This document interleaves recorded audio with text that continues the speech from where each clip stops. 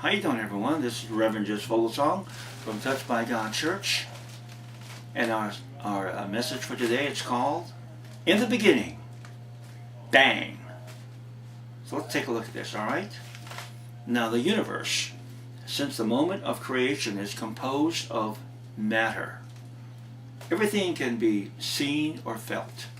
It is not spiritual, for spiritual is invisible.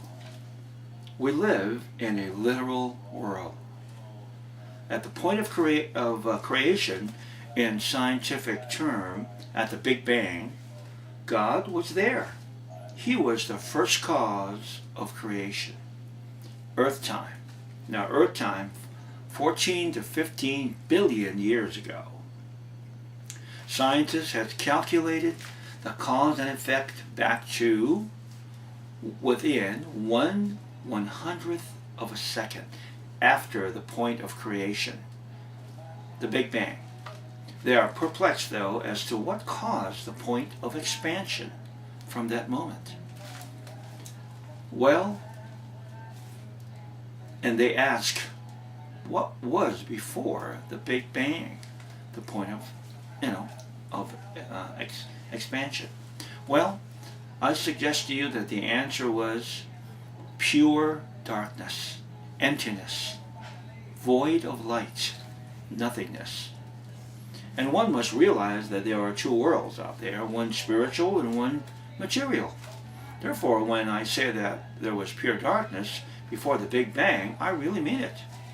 There literally was emptiness, a massive, pure darkness, void of material and matter.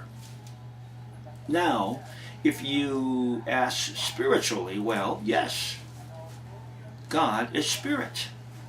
He is not matter. He is divine. He is pure.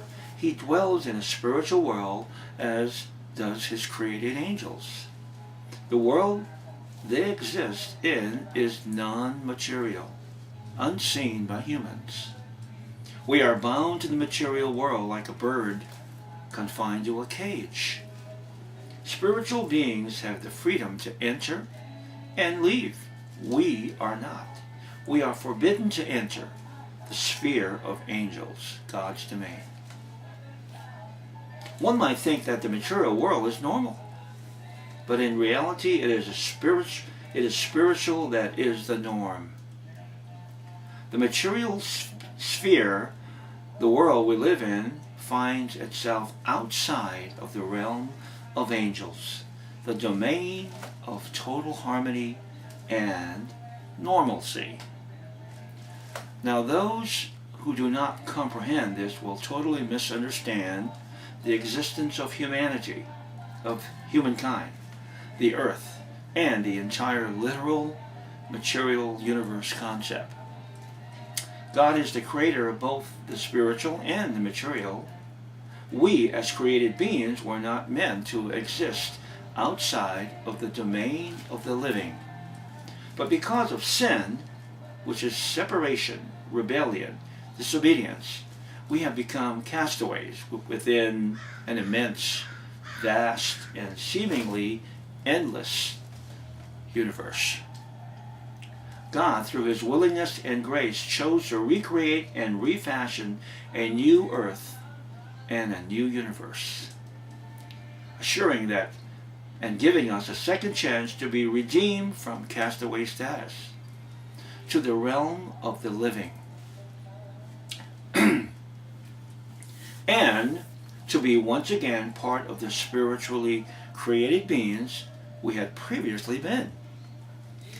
Again, we must understand that we were, as in Old Testament terminology, living outside of the main camp, as were the lepers and the outcasts. We were as filthy rags, needing to be redeemed. Thanks to God, he has interceded. A Redeemer has been provided in the name of Jesus the Christ, our representative and the true disclosure of God's character. Let us keep in mind of the little bird who has lived all of his short life within the confines of the seemingly secure boundaries of the cage, unknowing and unaware of the wonderful, free, beautiful, harmonious world just beyond. We were once part of that beautiful world. God had created us and placed us there to live in harmony. No sickness, no death. Total provision. We were among the living within, again, the main camp. God remembered us and has given us a second chance to return home. He illustrates this through nature, through the many migratory animals that annually return to their place of birth, such as whales, birds, butterflies, fish, and so on. We too are also on a journey home to our place of birth. We have been lost souls, and our Father, our Creator, yearns for our return to the confines and safety of His protection and love. Just as the prodigal son was greeted with open arms, we, His created humans, and have been lost, and indeed among the dead, and soon will return to be among the living once again. To understand that this is the true and real gospel will free you from the restrictive, hopeless world of the self. We really have someone to lean on, a supreme, benevolent, and loving Creator who does care and who does worry about us. His character, our ultimate parent, has been instilled in all of us. He cares and will always be there for us. It is your choice to accept His gift of life and love. It is free, it costs nothing. Through the Redeemer and representative, the Christ, our Father and Creator has provided a way for all of us to return to the place of our birth. So why not accept the invitation? It will be glorious. It will be a grand homecoming celebration. All right, important message there.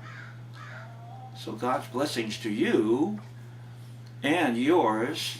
This is Reverend Jess Foglesong from touchedbygodchurch.com. We're online. And so God's blessing to you today.